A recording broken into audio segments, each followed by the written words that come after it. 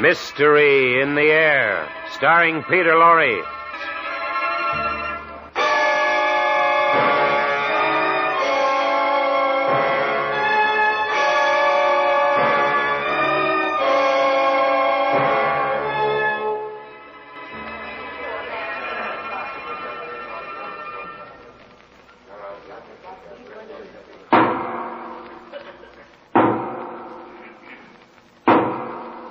And it is the sentence of this court that you be hanged by the neck until you are dead.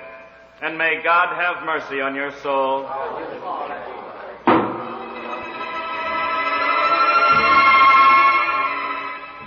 No, I neither expect nor solicit belief for this wild story. I would be mad to expect it yet.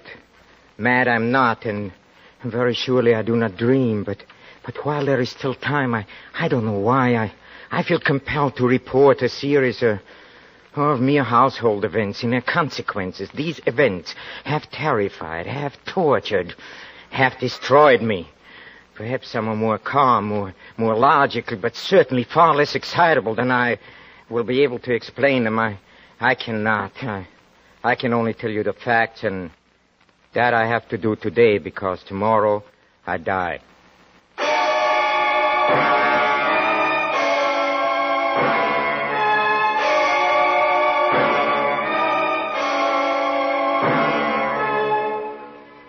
Each week at this time, let's bring you Peter Lorre in the excitement of the great stories of the strange and unusual, of dark and compelling masterpieces culled from the four corners of world literature.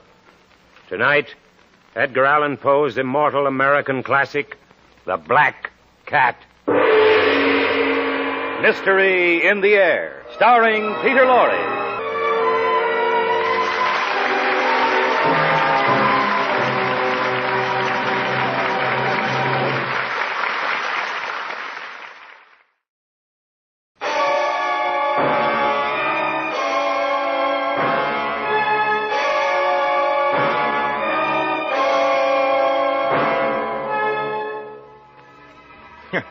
No, believe me, there was nothing, absolutely nothing in my childhood which forecast the terrible events that were to come. No, as a child, I was very gentle. I got along well with everyone, but most I liked animals, yes. All kinds of animals. And then I married quite young, and I was very happy to find that my wife shared my feelings. Very soon we had quite a collection. Oh, we had birds and goldfish. We had a dog and some rabbits, and we had a cat. I'll never forget the day my wife brought it home. Hello. You're home so early. Look, Charles, look. Look what I brought. Oh, look at it. Oh, the little kitty. Where did you get it, darling? Oh, the poor little thing. Some dogs were chasing it, and I just rescued it in time. Yes, it was so frightened. Yes, but it isn't frightened anymore. Oh, it seems to love you, Charles. But then that's not strange. All animals do. Yes. Nobody's going to hurt you, kitty, no. How about some milk, huh? Yes. There, you see. Oh, you must have been very hungry. Yes. Hey, what's your name, huh? I don't suppose he has a name. He is so young. I don't think he belongs to anybody. Well, then we have to give him a name. You mean we can keep him? Keep him? What are you talking about? He has no home. We can't turn him out in the streets, can we? Oh, Charles, I was hoping you'd let him stay. Of course, but he must have a name. Yes, let's see. Oh, yes, so black, yes, all black, beautiful. Not a single white mark. Oh, I have it. He's as black as the devil. Let's call him Pluto, huh? Yes, we'll call you Pluto.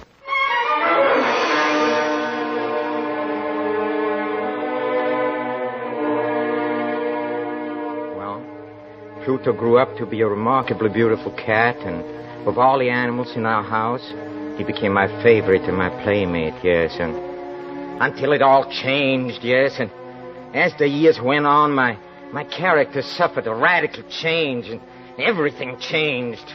Huh? Why? Well, I'm ashamed. I hate to admit it. Through intemperance, yes, through intemperance. And then as As drink became more and more necessary to me, I became more and more moody and irritable.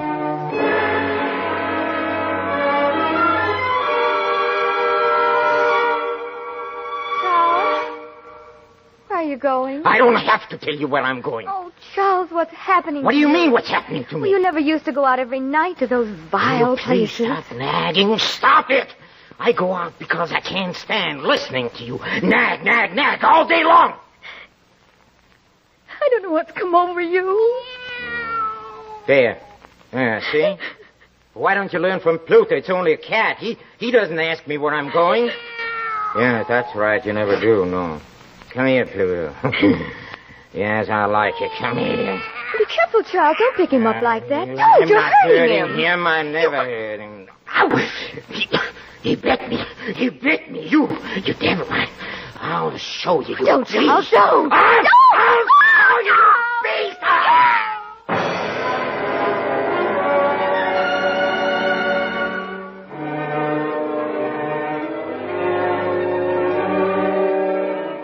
Yes, I hate to admit it, but I was so furious I kicked Pluto, and I kicked him again and hard, and... Well, the next morning I saw that his ear was torn, and I was filled with remorse for what I'd done. From then on, Pluto ran away in terror whenever I approached, and that in turn made me more and more irritated, and in the end it was sheer perverseness, nothing else, yes. Sheer and unexplainable perverseness that made me do what I did. Yeah. I blush to admit it, but one morning I strangled the poor animal. Yeah, I killed it only because I knew that it had loved me and because it had given me no reason for offense. No, I'm offering no excuse. I'm only recounting what happened. Well, in the evening, I went to the inn as usual, and I came home very late, and I fell fast asleep with my clothes on. Then I was awakened suddenly. Hey, what's the matter here? Charles, wake up. Charles! What's the matter? There must be a fire. Yes, I smell smoke. Good heavens, it's our house. Oh. Our house is burning. Come on, darling, come. We'll be trapped. Come on, hurry up. Quick. The stairs are on fire. There we go. I can't. Don't talk, sweetheart. Perhaps I can get you through the flames. Don't breathe, darling.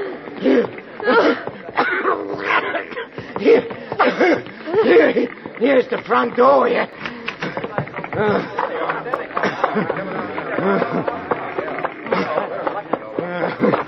We made it. We're safe. Oh, Charles. Look, our house. Hey, anybody else in there? No. Nobody else. Just as well. Never could get them out now. Are you the owner? Yes. That was our house. Well, you haven't got much left then. We can't save it now. Stand back, everybody. The roof's going to fall in. Stand back. Get back. There it goes!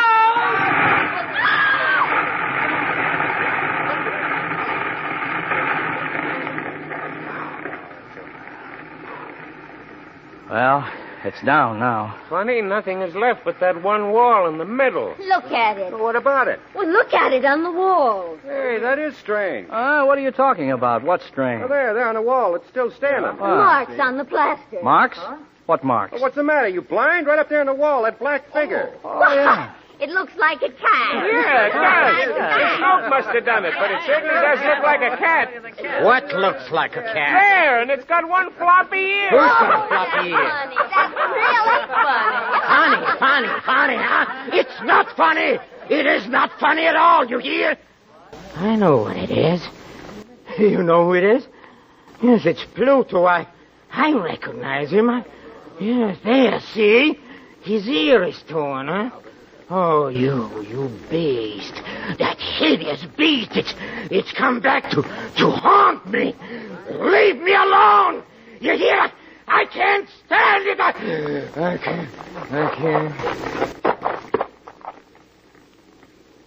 can't. Get some water, somebody. This man's fainted.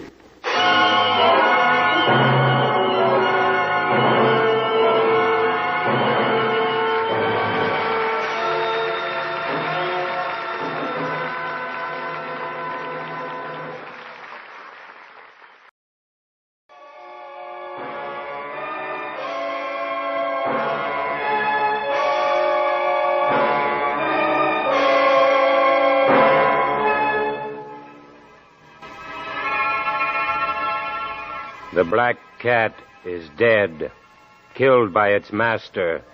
The house is burned to the ground, with everything in it completely destroyed.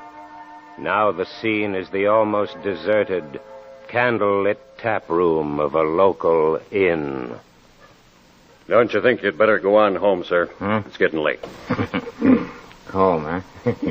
You should see the terrible place where we're living now. Yeah, I heard you. Lost everything in that fire. Lost everything. Yes, I lost everything. I lost my house. I lost everything. Well, how about that black cat of yours you used to talk about all the time? Huh? What was his name? What was his name? Pluto. Oh, yeah. Yes, Pluto's gone, too. Oh, I tell you, I miss him. I miss him very much. And if you miss him that much, why don't you get another cat? Give me a drink. It's getting pretty late, sir. I mean, well, won't your wife be expecting you? Give me a drink. Yes, sir. I'll have to fetch another bottle. Why don't I get another cat, huh? That's what you said. Well, why don't I? No reason I shouldn't. There's no reason to be in the deeps of despair just because of a cat. If I get another cat, maybe I'll be able to forget her. What's that? Oh, there's a cat now. Yes, it's sitting on top of the table. Black cat, huh?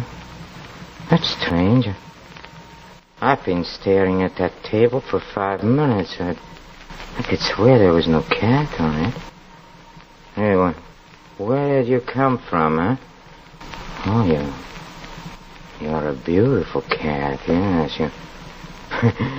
You're just as black as Pluto. Yeah, except you got a splotch of white on your chest. Yeah.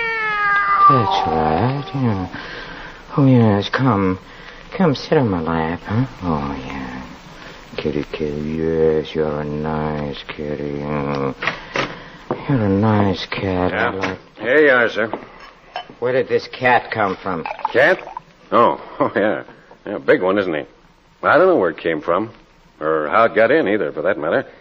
Never seen it around here before. Don't know who it belongs to? No. As far as I'm concerned, it belongs to you if you want it.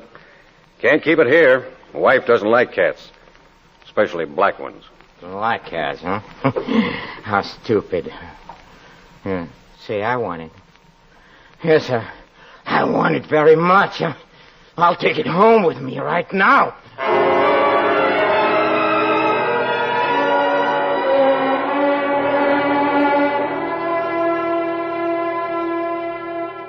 Charles, this is such a wonderful cat. Just since last week, it's made itself so much at home. Well, you'd think it had lived here always. Yes, I've noticed that. It reminds me so much of Pluto. Yes, but this one has a patch of white on its chest. Don't forget that. Yes, that's right, dear. But I can't help wondering. I wonder what ever became of Pluto.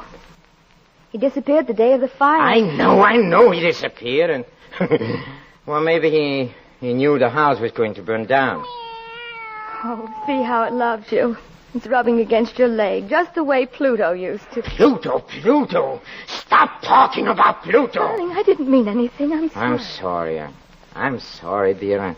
All this talk about how much this new cat resembles Pluto, it just makes me nervous. And look, actually, there's hardly any resemblance at all, really. Except that they're both black. This one has a white patch on its chest and... Oh, the poor thing. Charles, look, his ear is torn. Huh? See? What? Here under the fur. Oh, I never noticed that before. Neither did I. Why, it's just the way Pluto's... I mean... Go ahead, say it. It's torn, yes. Just the way Pluto's ear was torn when I kicked him, huh? That's it, isn't it? Well, he must have been in a fight or something. But it's curious we didn't notice it. Curious, huh? You have no idea how curious it is. No idea. Get that cat out of my sight. Charles, you're mad. Get it out. How can you act that way about a poor, dumb animal? Take it Especially out one that here. loves you so much. Oh, now you frightened it, dear. Away from me, you hear me? The way you talk, anybody'd think you don't even like the poor Like cat. it, huh? Like it. I hate it. I tell you, I hate it. I hate it. I hate it.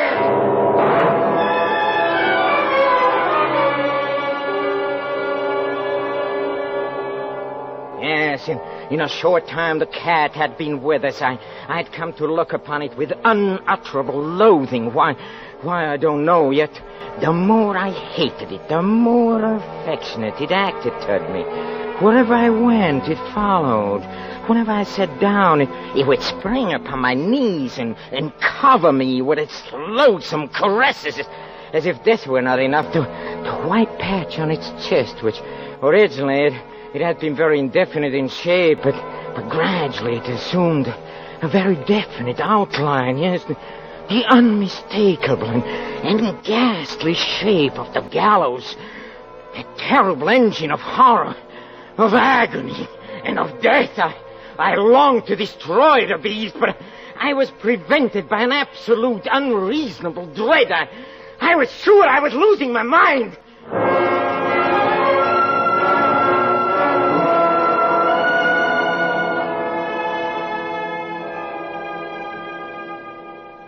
Charles, are you going out again? Yes, I'm going out. I don't know when I'll be back. Oh. Before you go, do you suppose you... Why, what is it? Will you help me bring up some wood from the cellar? Why do you always want more wood? The house is cold. You know I haven't been feeling well. I'm not strong enough to carry it myself. Strong enough. All right, come on, I'll help you. You might have thought of this before. Look out! What? Oh, that's Cat. That's that beast again. It's always under my feet. It tried to trip me on the stairs. Oh, no, I'm sure it did. I'll get rid of that beast once and for all. I'll get... Charles! Put down that crowbar. Get out of my way. No, stop. I say get out of my way. Let go of my arm. Please, Charles, you let don't know go what of you're my doing. arm. Are you going to let go? Oh, please. I said let go. Oh. Why didn't you let me go?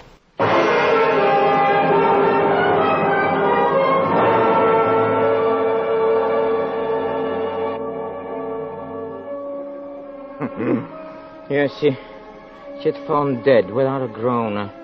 In my blind rage, my rage against the cat, I'd struck my wife and killed her.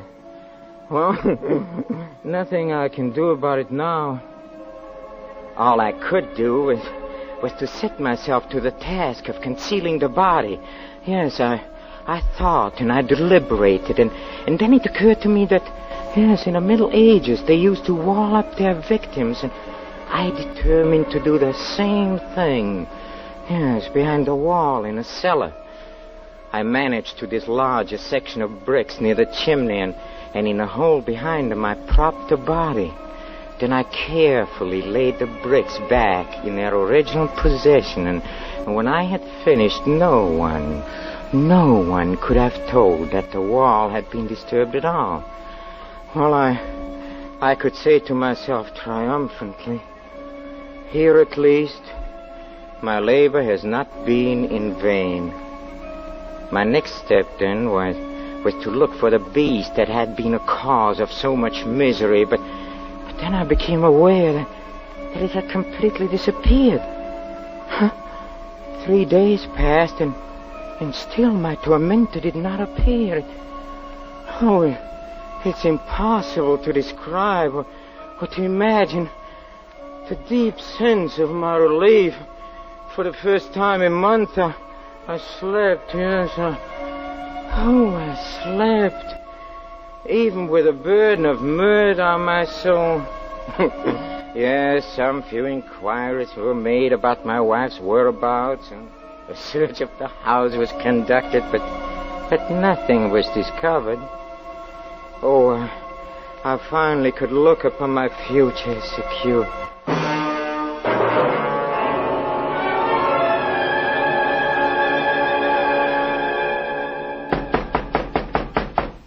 Yes?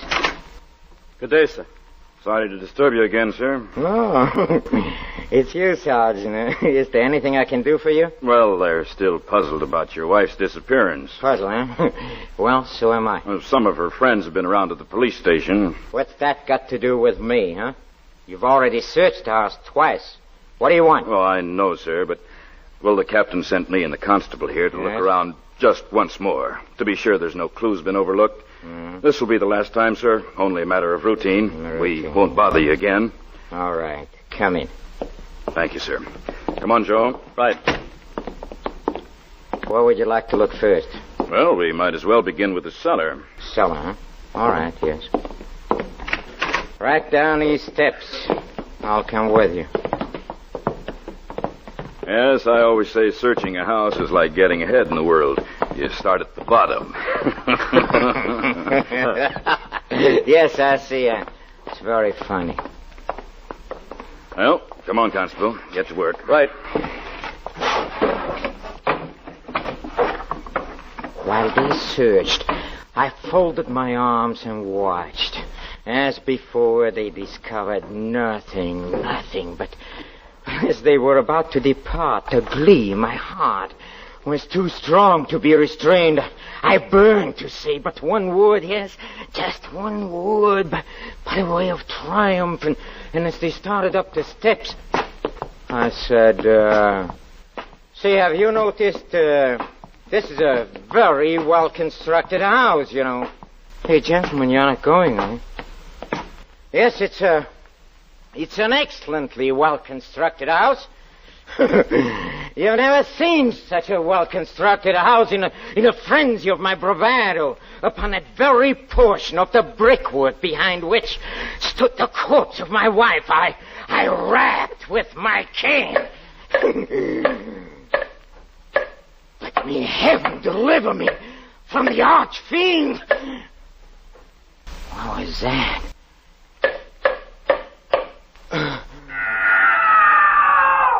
Mother of mercy, what was that? Wind, probably. Wind? That's not the wind. Came when you hit this wall here.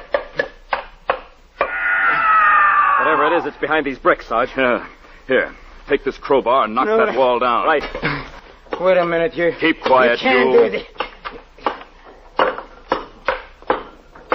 Wait a minute, where are you going? Upstairs. You stay right here. Hey, this is new plaster. It hasn't even had time to set yet. Pull it down. Right.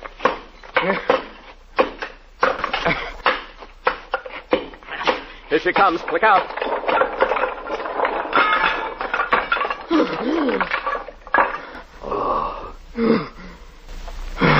There's what we're looking for, all right.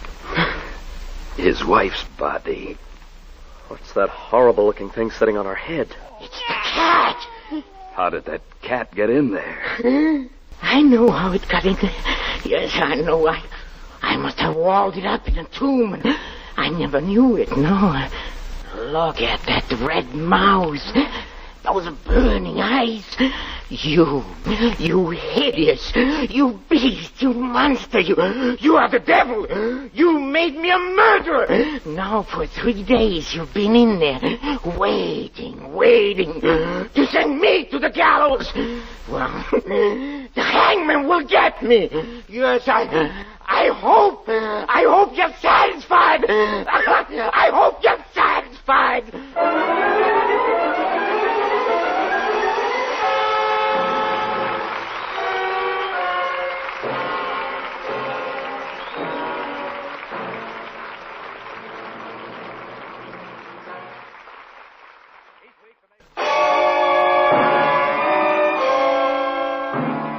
Next week, Mystery in the Air, starring Mr. Peter Lorre, brings you an adaptation of one of our star's greatest motion pictures, Crime and Punishment, based on the book by Fyodor Dostoevsky, with a special musical score composed and conducted by Paul Barron. This is NBC, the national broadcasting company.